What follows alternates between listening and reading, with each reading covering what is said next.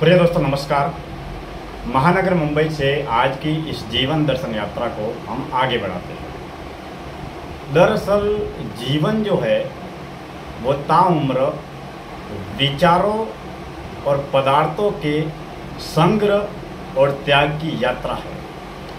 यानी कि हम ताउम्र कुछ न कुछ संग्रह और त्याग करते रहते हैं और इस संग्रह और त्याग की जो प्रक्रिया है वो ताउम्र परिवर्तनशील भी है और क्षणभंगुर भी है।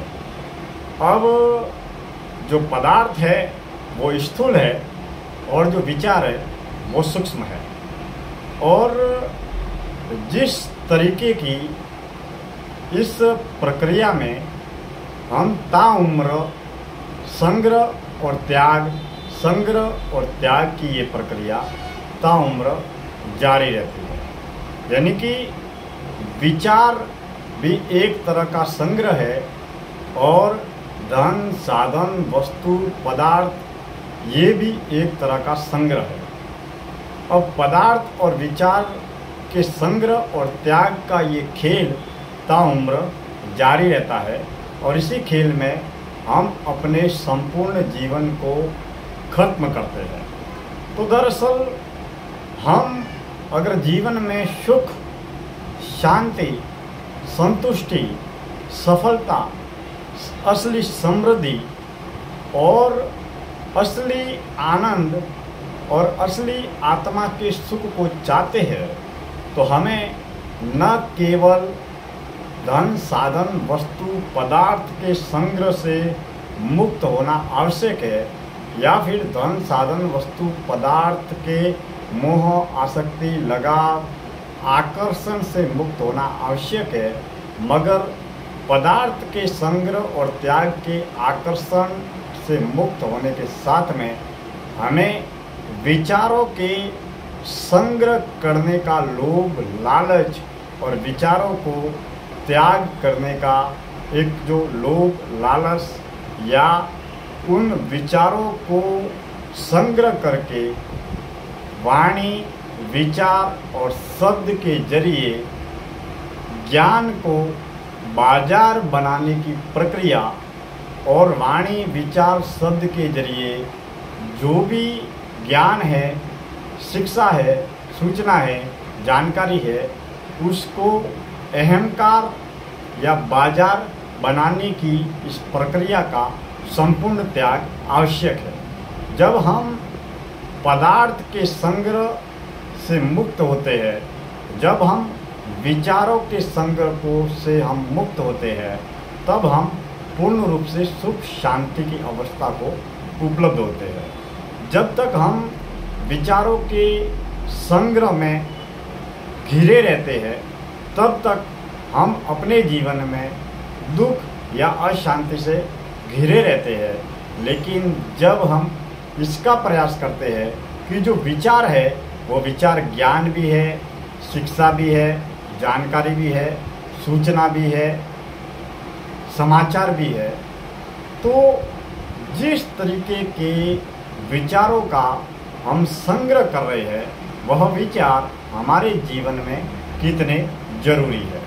अब विचारों का संग्रह पंच इंद्रियों से होता है और पंच इंद्रियों से जिन विचारों का संग्रह होता है उसी के आधार पर कर्म का निर्माण होता है और जैसा कर्म होता है वैसे फल का और जीवन का निर्माण होता है। तो दोस्तों हमें न केवल धन साधन पदार्थ के मोह, आकर्षण, आसक्ति, लगाव से मुक्ति पाना है, मगर साधन और पदार्थ से मुक्ति पाने के साथ साथ में हमें आत्म जागरण, आत्म कल्याण की यात्रा में हमें विचारों से भी मुक्ति पाना बेहद आवश्यक है।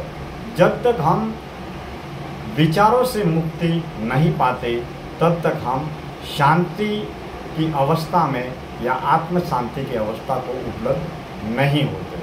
और आत्म शांति की अवस्था को उपलब्ध होने के लिए सबसे पहला हथियार है वो है मौन।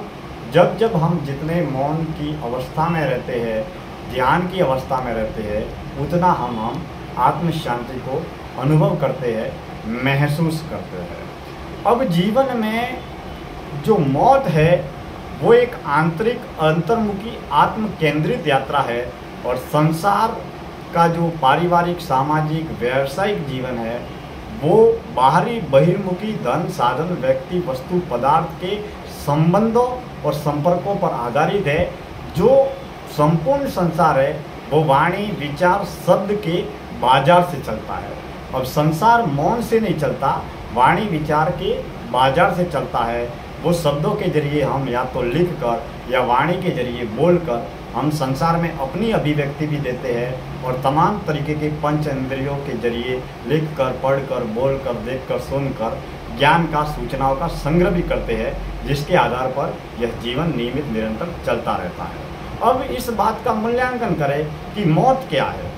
मौत एक आंतरिक अंतर्मुखी आत्म केंद्रित अवस्था है। जब भी व्यक्ति मरता है तब उसके पास में देह होती है, मन होता है, बुद्धि होती है, विचार होता है, ज्ञान होता है और चेतना होती है, लेकिन वह बाहरी बहिर्मुखी जितनी भी घटनाएं हैं या क्रिया है उससे मुक्त हो जाता है। तो हम अगर मौत से पहले मौत को जानना चाहे, पहचानना चाहे, समझना चाहे, तो हमें मौन के जरिए, आर्य मौन के जरिए, ध्यान के जरिए, एकांतवास के जरिए, साधना के जरिए, भक्ति के जरिए या ध्यान साधना के जरिए आत्म केंद्रित अंतर्मुखी जीवन को जीना चाहिए। क्योंकि जितने हम मौन का अभ्यास करेंगे, ध्यान का अभ्यास करेंगे, उतना ही हम अपने जीवन को, मन को, बुद्धि को, विचार को, ज्ञान को, चेतना को जान पाएंगे, पहचान पाएंगे, और अपना जीवन जो है वो अपनी आत्मा से जुड़ पाएगा। जितना अपना जीवन हमारी आत्मा से जुड़ पाएगा उतना ही मन, बुद्धि, विचार और जो ये मन का खेल है उससे हम मुक्त होते चले जाएंगे। आज की इस जीवन दर्शन यात्रा में इतनी ही बातें। मैं दिनेश्वर माली आप सभी का तहे दिल से हार्दिक आभार व्यक्त करता हूँ। कल हम किसी और नए विषय को लेकर बातचीत करेंगे। बहुत बहुत धन्यवाद।